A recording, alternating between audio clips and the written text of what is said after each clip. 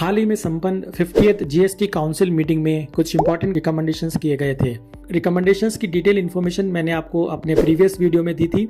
अब इन्हीं रिकमेंडेशंस को इम्प्लीमेंट करने के लिए सीबीआईसी ने कुछ इंपॉर्टेंट क्लैरिफिकेटरी सर्कुलर्स इशू किए हैं। तो आइए जानते हैं इस वीडियो में उन सर्कुलर्स के बारे में। बने रहिए इस वीडियो के अंत तक, क्योंकि इस वीडियो में मैं आपको देने वाला हूँ बेहद इंपॉर्टेंट जानकारी। सबसे पहले बात करते हैं फाइनेंशियल ईयर 17-18 एंड 18-19 के लिए एप्लीकेबल सर्कुलर नंबर 183 की, जो सीबीआईसी ने जीएसटीआर 3B एंड 2A के डिफरेंसेस को वेरीफाई करने के लिए गाइडलाइंस के रूप में इशू किया था। जीएसटी काउंसिल ने अपनी 50th मीटिंग में इस सीबीआईसी को निर्देश दिए थे कि इसी तरह का क्लैरिफिकेटरी सर्कुलर फाइनेंशियल ईयर 19 से 31 दिसंबर 2021 तक भी इशू किए जाएं, ताकि इन फाइनेंशियल ईयर्स में भी इस तरह के मैटर्स को डिस्पोज करने के लिए मदद मिल सके। इसी रिकमेंडेशन को इंप्लीमेंट करने के लिए सीबीआईसी ने 17/7/2023 को क्लैरिफिकेटरी सर्कुलर इशू किया है। इस बार जो सर्कुलर इशू किया गया है वो काफी कॉम्प्लिकेटेड है और उसको ठीक से समझना जरूरी है। इस सर्कुलर में ये प्रोवाइड किया गया है कि 1/4/19 से 8/10/19 तक के पीरियड के लिए सर्कुलर नंबर 183 एप्लीकेबल होगा। यानी इस पीरियड के दौरान अगर कोई इनवॉइस जीएसटीआर 2A में रिफ्लेक्ट नहीं होती है तो ऐसी इनवॉइसेस के संबंध में सर्कुलर नंबर 183 के अंतर्गत सर्टिफिकेट सबमिट किए जा सकते हैं। लेकिन 9/10/2019 से रूल 36(4) एप्लीकेबल हो गया था और अकॉर्डिंगली इस सर्कुलर में ये प्रोवाइड किया गया है कि 9/10/2019 से लेकर 31/12/2019 तक के पीरियड के दौरान चूंकि 20% रूल एप्लीकेबल था, इसलिए मैक्सिमम आईटीसी परमिसिबल केवल 20% of invoices furnished in GSTR 1 ही थी। यानी जो इनवॉइसेस आपके जीएसटीआर 2A में रिफ्लेक्ट हुई हैं, उनके अलावा रिफ्लेक्टेड इनवॉइसेस के मैक्सिमम 20% तक ही रिमेनिंग इनवॉइसेस जो रिफ्लेक्ट नहीं हुई थी का इनपुट क्लेम किया जा सकता था। सर्कुलर नंबर 183 का बेनिफिट ऐसे केसेस में अवेलेबल नहीं होगा जहां पर इस 20% कैपिंग लिमिट से ज्यादा इनपुट क्लेम की गई है, यानी ऐसे केसेस में सर्टिफिकेट सबमिट करने का ऑप्शन टैक्स पेयर के पास अवेलेबल नहीं होगा। सर्कुलर नंबर 183 का बेनिफिट केवल मैक्सिमम 20% कैपिंग तक क्लेम की गई इनपुट के वेरिफिकेशन के लिए अवेल किया जा सकेगा। इसको एक एग्जांपल की सहायता से समझाया गया है। सपोज आपके केस में 2A में रिफ्लेक्टेड आईटीसी 3 लाख है, जबकि आपने जीएसटीआर 3B में 5 लाख क्लेम की हुई है, तो रूल 36(4) के अनुसार मैक्सिमम आईटीसी 3,60,000 यानी 3 लाख प्लस 20% ऑफ 3 लाख यानी 60,000 ही अवेल की जा सकती है।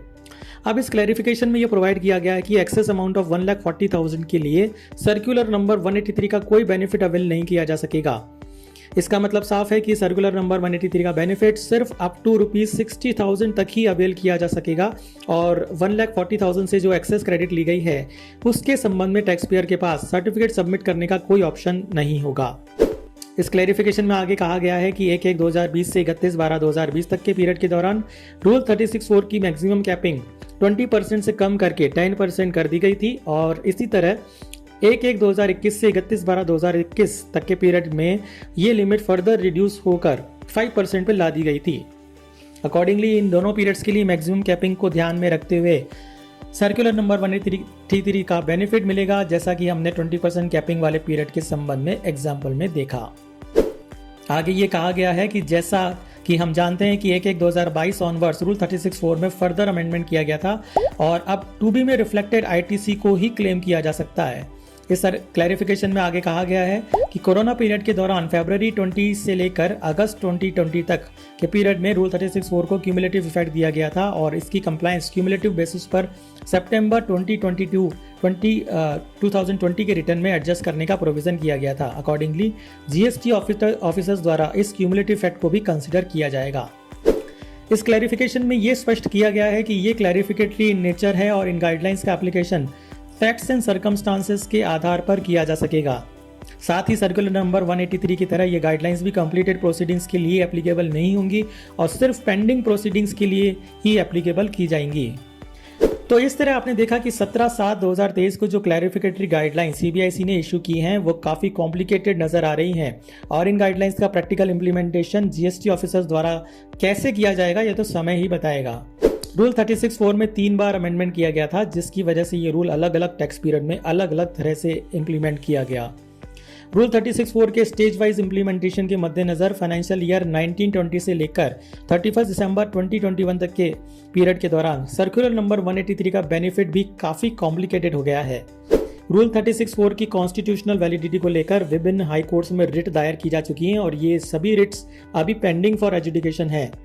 रूल 36(4) को चैलेंज किए जाने का एक मेजर रीजन इसका कॉरस्पॉन्डिंग एम्पावरिंग सेक्शन का ना होना था और साथ ही हम सभी जानते हैं कि रूल 36(4) को प्रैक्टिकली इंप्लीमेंट किया जाना टैक्स पेयर्स एंड कंसल्टेंट्स के लिए कितना डिफिकल्ट रहा हुआ है।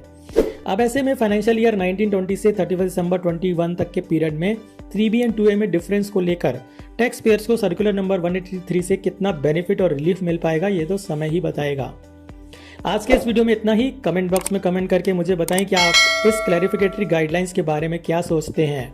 मेरे नेक्स्ट वीडियो में आपको CBIC द्वारा इशू किए गए कुछ और क्लैरिफिकेशंस के बारे में जानकारी दूंगा। तब तक के लिए इंतजार कीजिए और चैनल को सब्सक्राइब करना ना भूलें। धन्यवाद।